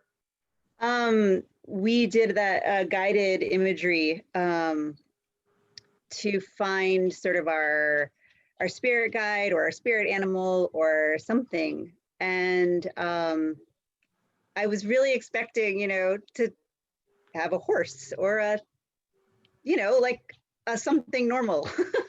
And the image was of my own back and having like these giant wings. And it was really disconcerting. Okay, well, all you got to know is that you have a great protective spirit helping you.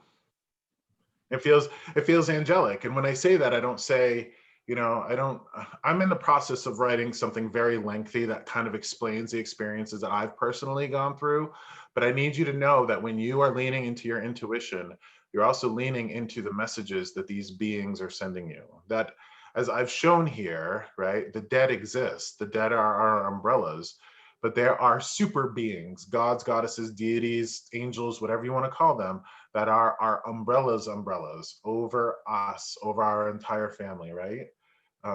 They want, they're compassionate and benevolent for us, but you have a level of protection. I know this sounds bonkers, but I'm seeing like a winged woman being that is watching out over your home. I will not say no to that. Right. Right. And the message around intuition is that when you lean into it, intuition, that's kind of like the radio signals that we're getting from these helpful spirits. Right? I'll tune in. The next piece is, when are you going to write your other book? So that's a rhetorical question, okay? Like, don't give up on it, because you have help. You are help. You have help to do this. You are help to do this. And when you get these words out on paper, and when you get this paper and this book, whatever it is, out to people, it's going to help people. Don't stagnate. Don't stagnate. Forward motion every day, even if it's just a sentence, even if it's just a paragraph. Forward motion every day. How do you eat an elephant? One bite at a time, okay? You don't understand that there are influences around you, helping you, guiding you, lending you energy and strength, because you have big and better things to do in this world. And you are going to do the work that they want you to do. Okay? It's easier for them to get the work done in this world when you become their hands. Please take that to heart. Stop messing around.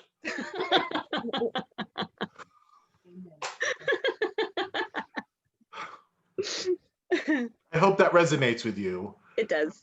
Okay. Strongly. Stop messing around, please. Okay?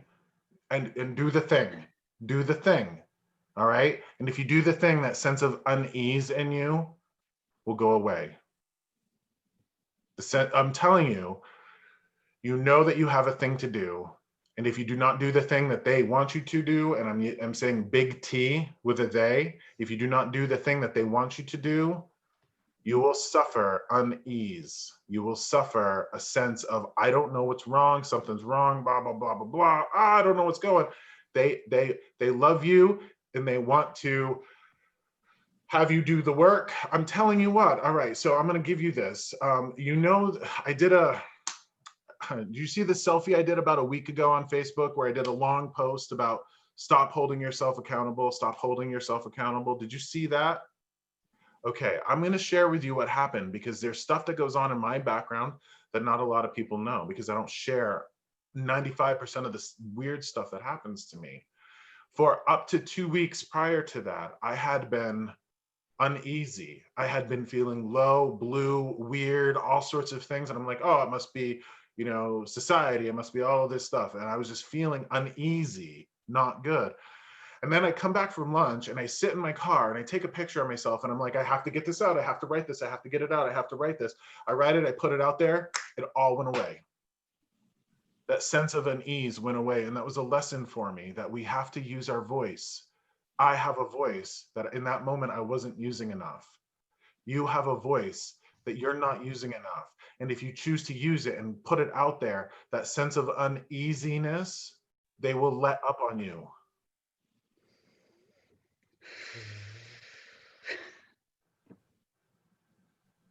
Okay, love you. Love you back. I'm going now. Everybody, happy Halloween. Happy Halloween. I'm getting the message. It's 9 o'clock. I am absolutely done. I am cooked for the night. I'm going home to eat. I want to thank everybody. $1,140 for the Boys and Girls Club. You all contributed to that. You all made a difference with your 20 bucks, however much you contributed. I can't appreciate that enough. Before we go, I just have to do the salesy thing. You guys you should know that I'm available for sessions. Got a website. You guys will get on that. You guys will all see that stuff as we go through. Thank you for today. And if you choose to support me or know anybody in your world that could benefit from spending time with me, that's what keeps me and my family going. So I appreciate that. And I appreciate you guys for tonight. So take care of yourself and you guys will all get an email of this video. Cool. Thank you. Welcome. Bye. Happy Halloween. Awesome. Halloween. Happy Halloween. Thank you.